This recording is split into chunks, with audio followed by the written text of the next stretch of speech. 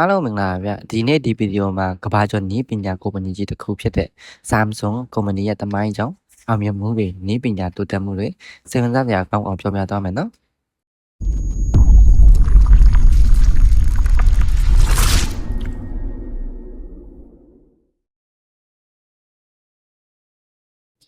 Samsung ကို1938ခုနှစ်မှာကိုရီးယားနိုင်ငံမှာလီပြုံချွန်းဆိုတဲ့စီးပွားရေးလုပ်ငန်းရှင်တယောက်ကစတင်တည်ထောင်ခဲ့ပါတယ်အစားပိုင်းမှာ Samsung ကစံအစားအသောက်တဲ့ယူပို့ဆောင်ရေးလုပ်ငန်းတွေနဲ့စားခဲ့တာဖြစ်ပြီးနည်းပညာကုမ္ပဏီမဟုတ်သေးပါဘူး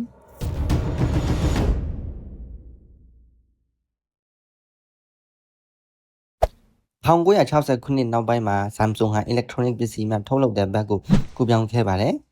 အစောပိုင်းထုတ်ကုန်များကတော့ TV, Radio, အိမ်သုံးပစ္စည်းများဖြစ်ပါတယ်ဒီကနေစပြီး Samsung ဟာနည်းပညာလောကထဲကိုအမှန်တကယ်ဝင်ရောက်လာခဲ့တာပါ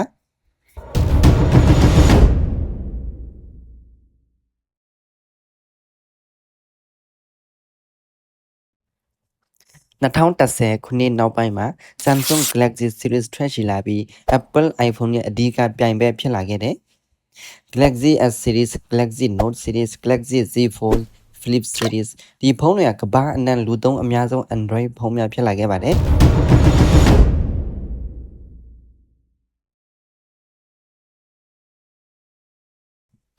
Samsung ဟာဖုန်းပဲမဟုတ်ပါဘူးသူတို့မှာ Smart TV, Refrigerator, Washing Machine, Aircon, Memory Chip, Semiconductor, Display Screen အစရှိတဲ့နည်းပညာလုပ်ငန်းတွေအများကြီးရှိပါတယ်တချို့ iPhone screen တွေကိုတောင် Samsung ကထုတ်ပေးနေတာပါ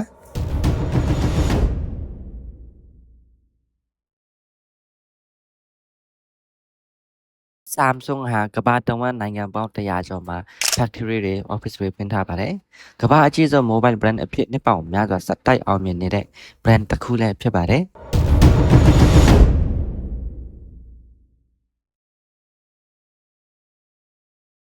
Samsung အောင်မြင်နေတာဟာ research and technology ကိုအမြန်ရင်းနှီးမြှုပ်နှံခြင်းထုတ်ကုန်ဒီဇိုင်းလက်ပမှုအရေးအသွေးကောင်းမွန်ခြင်းဈေးနှုန်းအမျိုးမျိုးနဲ့လူတိုင်းသုံးနိုင်ခြင်းဒီအချက်တွေကြောင့်ပဲဖြစ်ပါတယ်။ Samsung ကဖုန်းတစ်လုံးထုတ်လုပ်တဲ့ကုမ္ပဏီဒါမှကကမ္ဘာနည်းပညာတိုးတက်မှုကိုဦးဆောင်နေတဲ့ကုမ္ပဏီကြီးတစ်ခုဖြစ်သွားခဲ့ပါပြီ။မိတ်ဆွေတို့ Samsung ဖုန်းသုံးနေတာလား comment မှာပြောခဲ့ပါဦးနော်။အားလုံးကျေးဇူးပါဗျာ။